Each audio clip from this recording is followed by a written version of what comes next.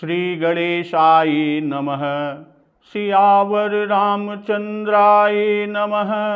ओम हनुमते नमः। श्री गुरुचरण कमलेभ्यो नमः। उमापति महादेवाय नमः। चक्रवर्ती महाराज दशरथ जी और गुरु वशिष्ठ जी नगर के बाहर, जहाँ भरत अपने साथी राजकुमारों के साथ पहले से आकर खड़े हैं, वहाँ जब आते हैं तो महाराज दशरथ जी कि सुमिर राम गुर आय सुपाई, चले महीपति शंख बजाई, हर के विबुध बिलो की बराता, बरसहि सुमन सुमंगल दाता। कि श्री रामचंद्र जी का स्मरण कर महाराज दशरथ जी और गुरु की आज्ञा पाकर पृथ्वीपति दशरथ जी चलते हैं। वो भी कैसे कि शंख बजाई, शंख बजाकर चलते हैं। शंख का बजाना मंगल सूचक है। और बारात देखकर देवता हर्षित हुए और सुंदर मंगलदायक फूलों की वर्षा करने लगे। अब भयउ कोलाहल है गय गाजे, व्योम बरात बाजने बाजे, सुर नर नारी सुमंगल गाई, सरस राग बाजहि सहनाई। बड़ा शोर मच गया, घोड़े और हाथी गरजने लगे, घोड़े हिनहिनाने लगे और आकाश में और बारात यानी दोनों स्थानों पर, दोनों जगह बाजे बजने लगे। देवांगनाएं और मनुष्यों की स्त्रियां सुंदर मंगल गान करने लगी और उसी से समय रसीले राग से सहनाइयां भी बजने लगी।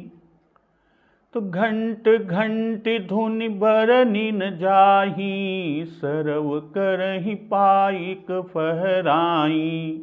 भाई घंटे और घंटियों की ध्वनि का इस तरह से हो रही है कि उसका तो वर्णन ही नहीं किया जा सकता, अकथनीय है। अब पैदल चलने वाले सेवकगण या कसरत के खेल दिखाने वाले, वो कसरत के खेल कर रहे हैं और फहरा रहे हैं, यानी आकाश में ऊंचे ऊंचे उछलते हुए जा रहे हैं। अकरहि विदूषक कौतुक नाना, हास कुशल कल गान सुजाना।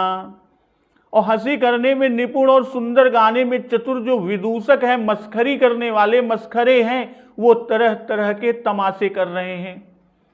तो इस तरह सुंदर राजकुमार मृदंग और नगाड़े के शब्द सुनकर घोड़ों को उन्हीं के अनुसार, यानी मृदंग और नगाड़ों की आवाज के अनुसार इस तरह से नचा रहे हैं कि तुरग नचावहि कुंवर बर, अकनि मृदंग निशान, नागर नट चित वही चकित, डगहिन ताल बंधान। कि वे ताल के बंधान से जरा भी डिगते नहीं और चतुर नट चकित होकर यह देख रहे हैं।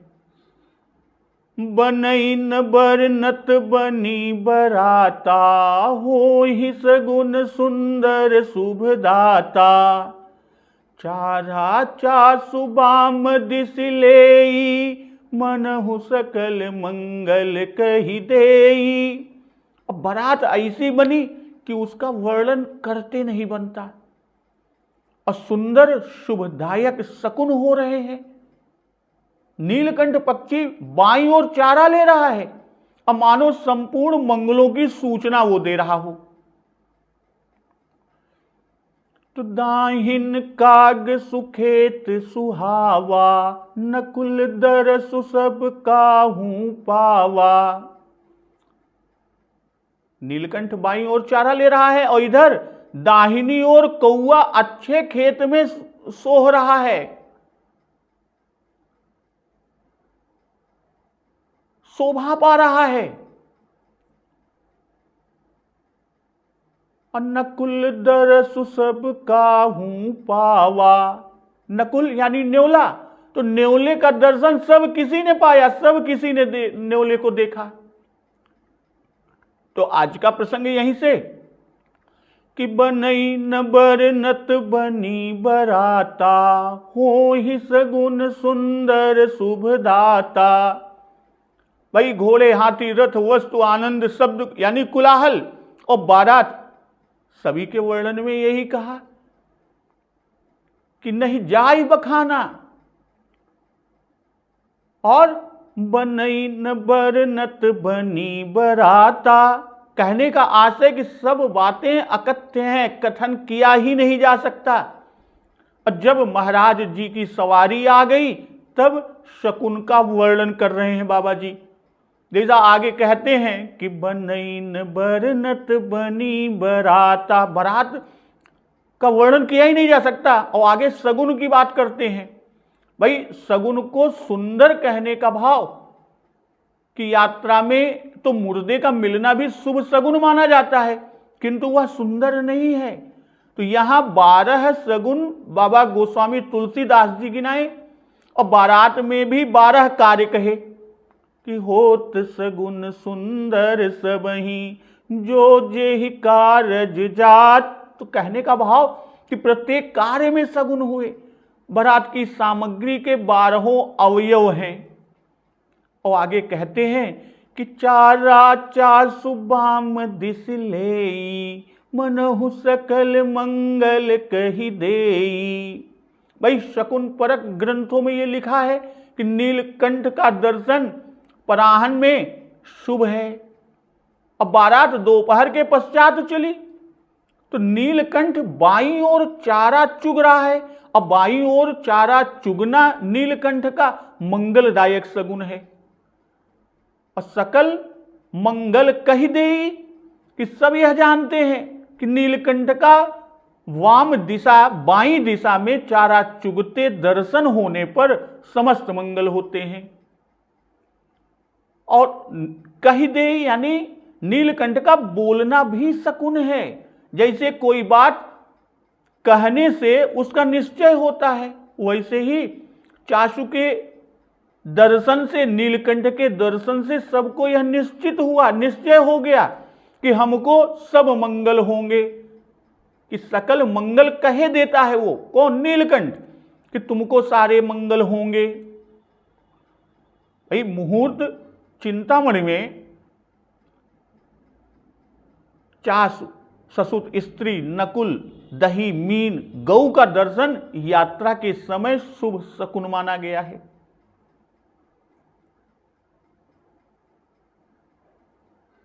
और कौवे का दक्षिण ओर दर्शन और मृगों का प्रदक्षिणा करते हुए गमन वो शुभ कहा गया है। तो वही आगे बाबा गोस्वामी दास जी भी कहते हैं कि दाहिन काग सुखेत सुहावा, नकुल दरसु सब काहू पावा। भाई वाम दिशा का सगुन कहकर अब दहिनी दिशा का सगुन बतावता है। सुखेत यानी सुंदर खेत या सुंदर स्थान, भाई हरे धान से भरा हुआ। सुखेत कहने का जो आशय है कि कौवा प्रायः बुरी निकम्मी जगह पर बैठता है, तो वह शकुन नहीं है। यदि कौवा सुंदर स्थान पर बैठा हो और दाहिनी ओर हो तो वह सुंदर है और तभी उसका दर्शन भी शुभ है। और यहां बाबा जी कहते हैं सुखेत सुहावा, कुखेत में कांव कांव करता हुआ काग असुहावा है। जैसे कि रटहि कुभांति कुखेत करारा, तो यह अशुभ असुहावा है। और फिर नकुल यानी नेवले की बात करते हैं कि नकुल दरस सब काहू पावा। तो चासु और काग यानी नीलकंठ और कौआ में वाम और दक्षिण, बाईं और दक्षिण दिशा के नियम, दाहिनी तरफ की बात की। और नेवले के साथ दिशा के नाम ही ना देहन। तो एक आशय कि दर्शन सब दिशा में नेवला का शुभ है, चाहे जिधर से हो शुभ है।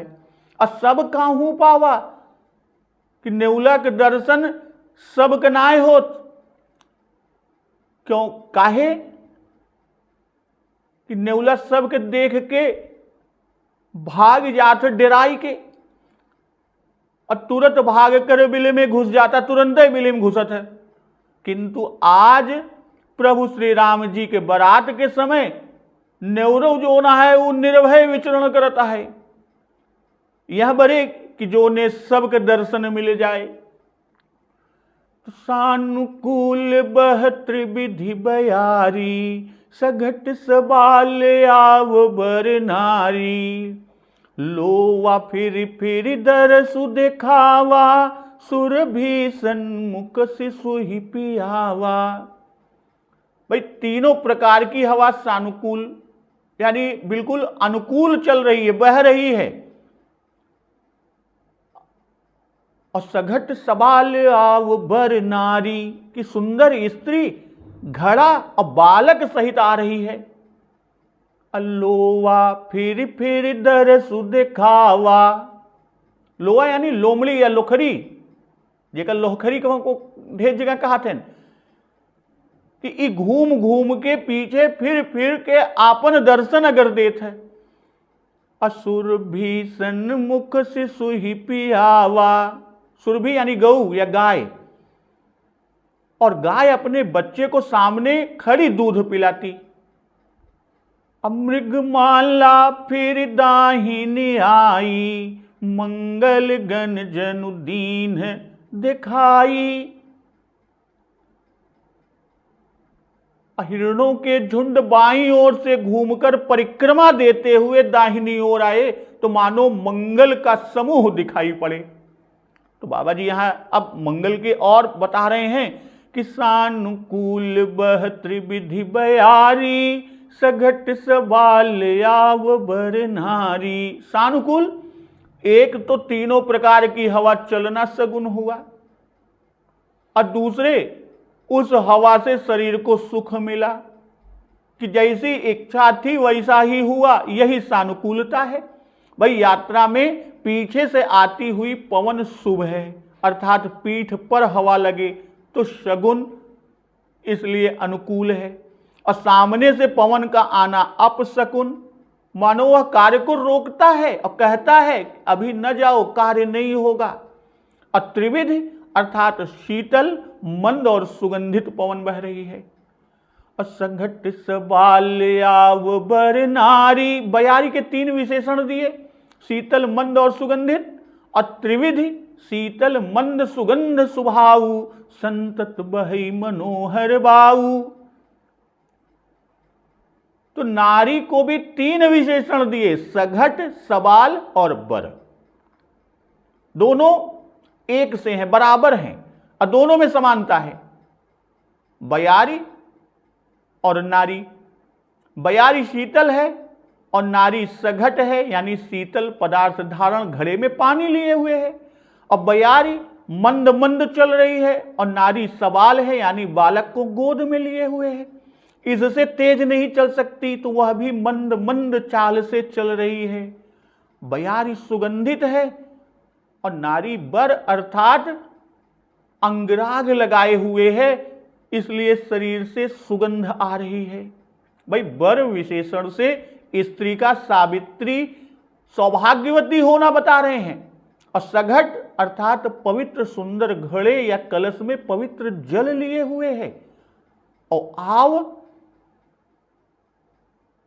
सामने से आ रही है। बर अर्थात खोडस श्रृंगार किए हुए है। भाई सौभाग्यवती स्त्री का घड़े में जल भरे हुए, गोद में बालक लिए हुए सामने से आना बहुत अच्छा सगुन है। और इसके विरुद्ध विधवा स्त्री, खाली छूछा घड़ा अपशकुन है। और अगर आगे जाती हुई यानी पीठ दिखाते हुए जाए तो भी शकुन नहीं होता। लोवा फिर दरसु देखावा, सुर भी सन्मुख शिशु ही पियावा। लोमड़ी का स्वभाव है कि वह भागती जाती है और खड़ी होकर दर्शन देती है। और शिशु ही पियावा कि गौ खड़ी हुई दूध पिला रही है। तो इस तरह है कि लोमड़ी का भाग भाग कर दर्शन देना शुभ है और गौ का खड़ी होकर दूध पिलाते हुए मिलना शुभ है। भाई लोमड़ी की चंचलता और गौ की स्थिरता शुभ है। आगे चलती है लोमड़ी, अब पीछे की ओर घूम पड़ती है, अर्थात पीछे मुंह फेर कर देखने लगती है, फिर आगे चलती है, फिर पीछे मुंह देखने लगती है। इस तरह चल चल कर वो दर्शन देना, यह शकुन है। और गाय यदि शांत होकर अपने बछड़े को दूध पिलाती हो तो वह शकुन है, अन्यथा नहीं है। मृगमाला फिर दाहिनी आई, मंगल गण जनु दीन ही दिखाई। भाई मृग पशु मात्र विशेषतः वन्य पशुओं की संज्ञा है, और वन में जितने साउज यानी शिकार हैं वे सब मृग कहलाते हैं। तो केवल मृग कहने से भ्रम होता कि किस मृग का दर्शन शुभ है, और इस भ्रम के निवारण के लिए बाबा जी ने मृगमाला कहा। अन्य कोई भी मृग वन्य पशु पंक्ति से नहीं भागते, हिरण पंक्ति से भागते हैं, क्योंकि और पशु बिथर कर भागते हैं और हिरण झुंड में साथ साथ मिलकर चलते हैं। और मृग 9 प्रकार के कहे गए हैं। कौन कौन से? मसूर, रोहिप, न्यंकु, संबर, वभ्रूण, रुरु, सस, ऐण और हिरण। और आगे कह रहे हैं बाबा जी कि मंगल गण जनु दीन ही दिखाई, कि ऐसा जान पड़ता है कि मृगमाला ने मंगल गण दिखा दिए, मानो मंगल गण दिखाई पड़े, देख पड़े कि झुंड के झुंड साथ मिले, तो ऐसे देख पड़ते हैं कि मानो सब मूर्तिमान मंगल शकुन एकत्र होकर दिखाई दे रहे हैं, और दिखाई देकर कह भी रहे हैं कि लो हम आ गए। क्षेम करी कह क्षेम विसेखी, श्यामा बाम सुतरु पर देखी। सन्मुख आयऊ दधियरु मीना, कर पुस्तक दुई विप्र प्रवीणा। भाई क्षेम करी विशेष कल्याण कह रही है, और श्यामा पक्षी बाईं ओर सुंदर वृक्ष पर दिखाई दी। श्यामा बाम सुतरु, सुतरु यानी सुंदर तरु, सुंदर वृक्ष पर दिखाई पड़ी। असन्मुख आयऊ दधियरु मीना, कर पुस्तक दुई विप्र प्रवीणा। दही मछली और 2 विद्वान ब्राह्मण हाथ में पुस्तक लिए हुए सामने आए। तो मंगलमय कल्याणमय अभिमत फलदातार, जनु सब साचे हो निहित भय सगुन एक बार। कि मंगलमय कल्याणमय वांछित फल के देने वाले सारे शकुन मानो सत्य होने के लिए एक बार एक ही समय में प्रकट हुए। तो क्षेम करी कह क्षेम विसेखी, श्यामा बाम सुतरु पर देखी। भाई उसका बोलना भी शुभ और दर्शन भी, इसी प्रकार नीलकंठ का भी बोलना और दर्शन दोनों शुभ है।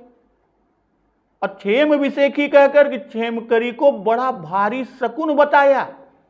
भाई क्षेमकरी विशेष शकुन है, क्योंकि यह गंगा और गौरी के समान है। जैसे उल्लेख है कि कुमकुम रंग सुअंग जितो, मुख चंद सो चंद सोहोड़ परी है। बोलत बोल समृद्धि चुए, अवलोकत सोच विषाद हरी है। गौरी की गंग विहंग निवेश की, मंजुल मूर्ति मोद भरी है। पेखि सप्रेम पयान समय जो सब, सोच विमोचन क्षेम करी है। भाई श्यामा वह पक्षी जो प्रातः काल कुछ रात रहे मधुर बोली बोला करता है।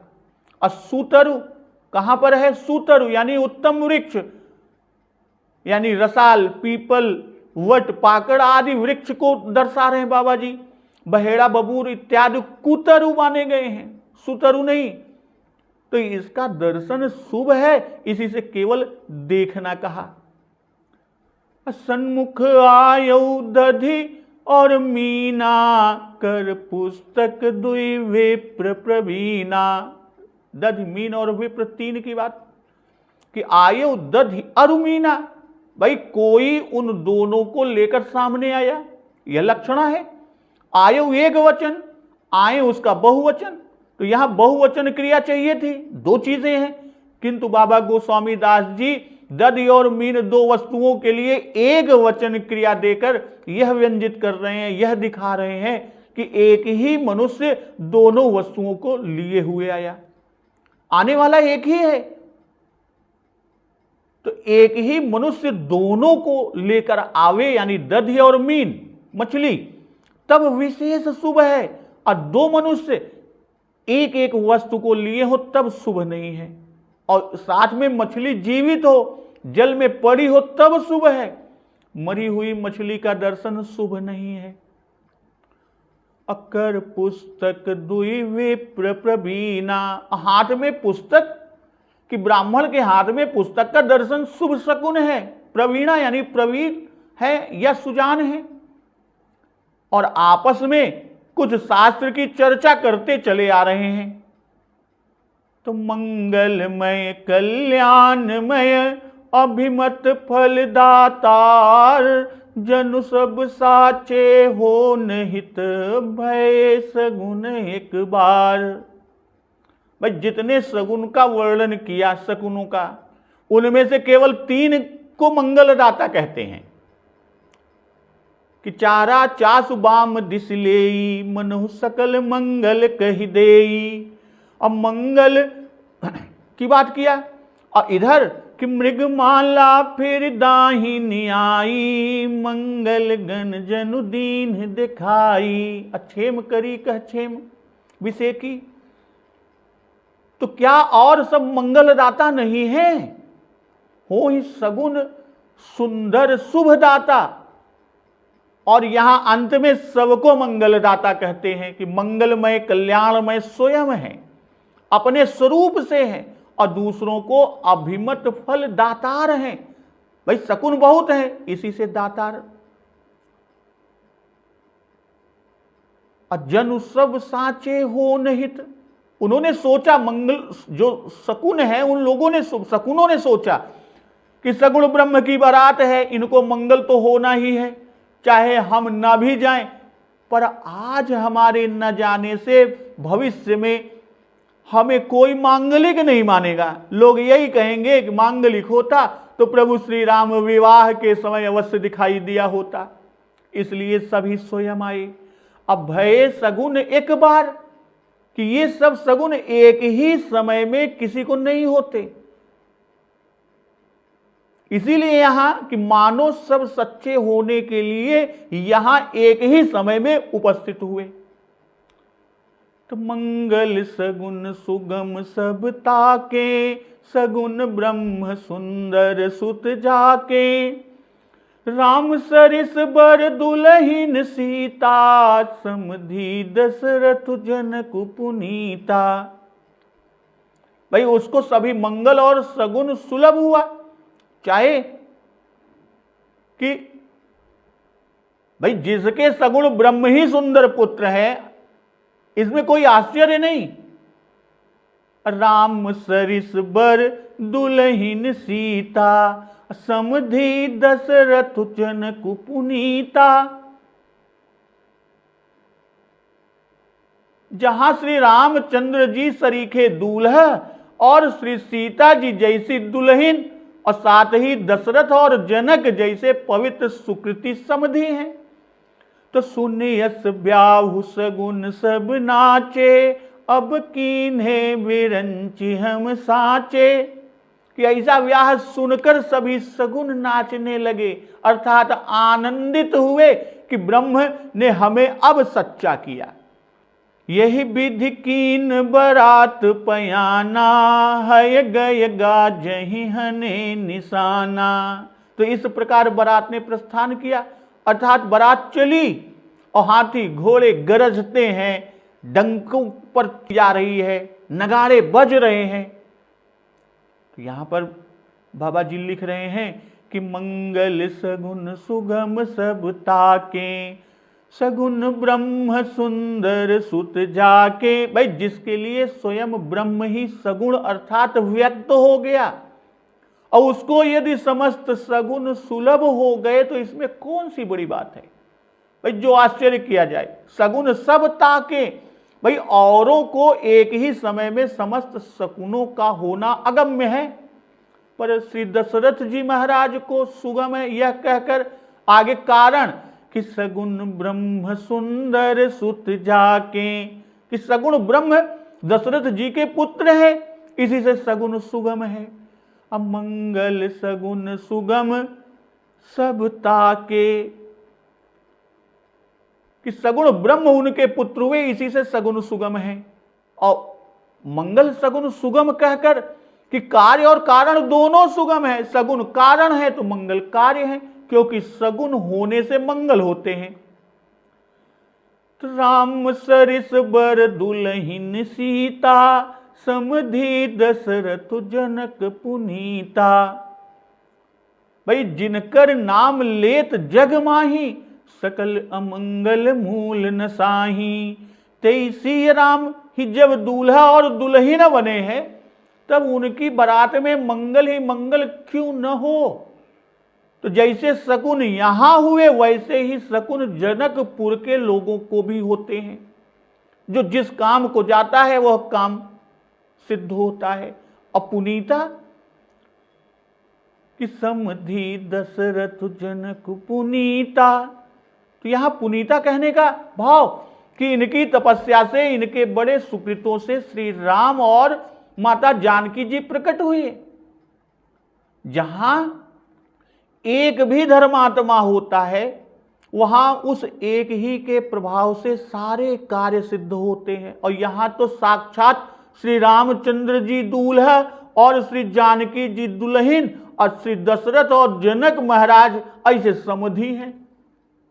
तो इस तरह अनेकों उत्तम योग एकत्रित हैं, तब इनके कार्य तो सभी सुफल होने ही हैं। हम सगुन अपनी प्रधानता इस समय क्यों न करा लें, यानी सगुन अपनी प्रधानता को करा रहे हैं। तो सुनियस व्याहु सगुन सब नाचे, अब कीन्हे बिरंची हम साचे। भाई बारातियों सहित राजा के दर्शन करके सारे शकुन कृतार्थ हुए। बाराती उनको देखकर क्या कृतार्थ होंगे, बारातियों को देख वे स्वयं कृतार्थ हुए। अब कीन्हे, अब तक ऐसा कोई अवसर न पड़ा था कि सब सगुन एक बारगी होते, एक साथ होते, जिससे हम सबों के मंगल कारक होने की परीक्षा एक बारगी हो जाती। तो वह दिन आज आया है, और यह जानकर सारे सगुन मारे आनंद के बारात के सामने आकर नाचने लगे। और यह बात देखने की है कि सगुनों को देखकर बारातियों का हर्षित होना, अपने को कृतार्थ समझना, क्योंकि उनके लिए कोई बड़ी बात नहीं, पर सगुनों को ऐसा संयोग मिलना बड़ी बात है, इसलिए वे सब कृतार्थ हो रहे हैं। तो एहि विधि कीन्ह बारात पयाना, हय गय गाजहि हने निशाना। पहले बारात जुटती रही कि चढ़ चढ़ रथ बाहिर नगर, लागी जुरन बारात। और जब महाराज जी की सवारी आ गई, तब बारात ने प्रस्थान किया। भाई राजा का प्रयाण कहा कि सुमिर राम गुर आय सुपाई, चले महीपति शंख बजाई। अब पीछे अब बारात का प्रस्थान, बारात का चलना। भाई राजा जी की सवारी आगे और बारात उसके पीछे। अब बीच में शकुनों का होना कहने लगे।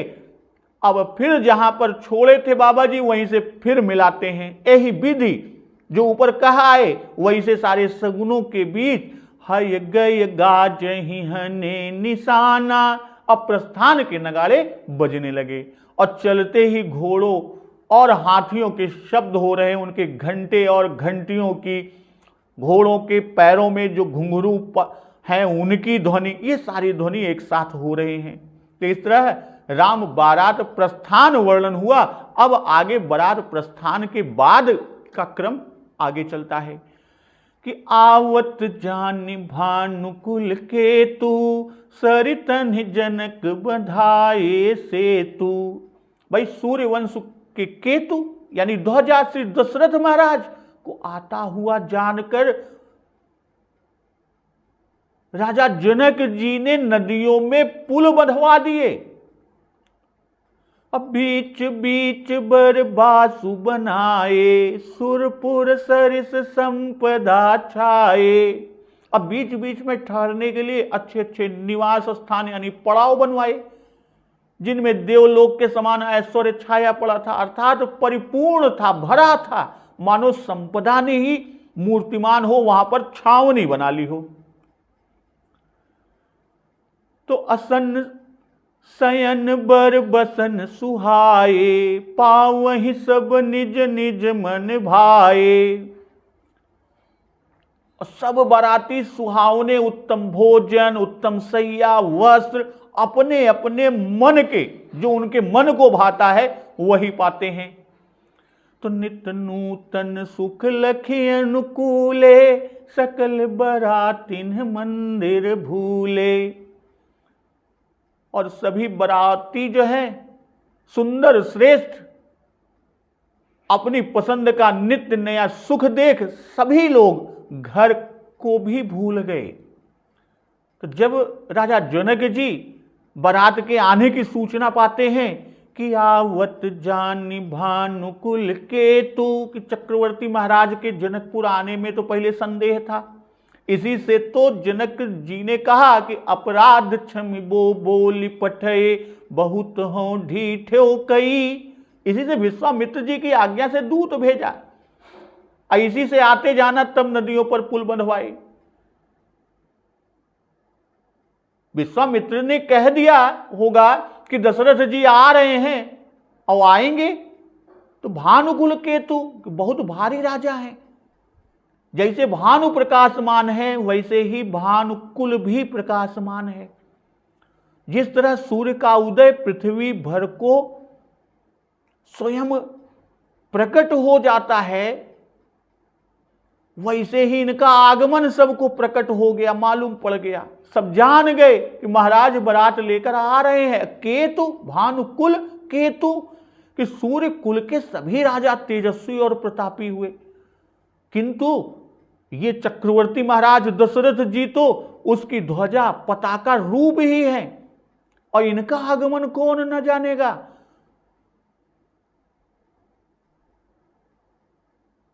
तो अब